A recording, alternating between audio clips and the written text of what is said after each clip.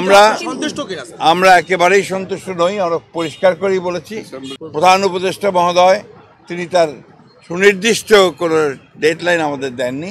আমরা আজকে সবাই এসেছিলাম প্রধান উপদেষ্টার সঙ্গে দেখা করে তাকে আমাদের উদ্বেগের কারণগুলো, আমাদের কনসার্নগুলো আমরা জানিয়েছি।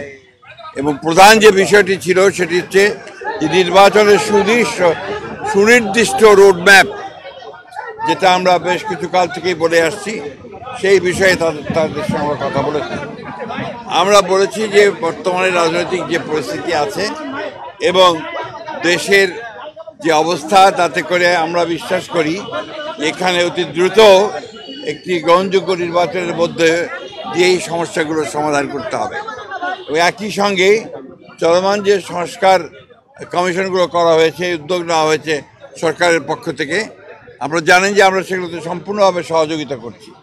এবং গত কয়েকদিন আগে আমাদের সেই সংস্কারের যে আমাদের মতামতগুলো আমরা দিয়েছি এবং আগামীকাল সম্ভবত আমাদের সঙ্গে বৈঠক আছে।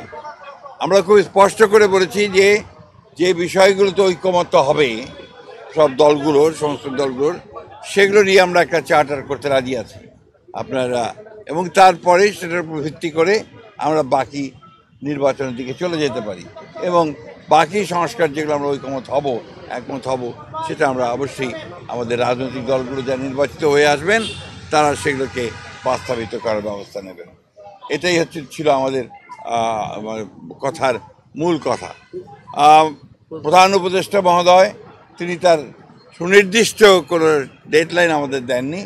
তিনি বলেছেন যে ডিসেম্বর থেকে জুনের মধ্যে তিনি নির্বাচন শেষ করতে চান। এই কথা তিনি আজকে আবার বলেছেন। আমরা একেবারেই সন্তুষ্ট নই। আমরা পরিষ্কার করেই বলেছি যে আমরা ডিসেম্বর কাট আউট টাইম, ডিসেম্বরের মধ্যে নির্বাচন যদি না হয় তাহলে দেশে যে রাজনৈতিক পরিস্থিতি, অর্থনৈতিক পরিস্থিতি এবং সামাজিক পরিস্থিতি সেটা আরও খারাপের দিকে যাবে। সেটা তখন নিয়ন্ত্রণ করা বেশ কঠিন হবে।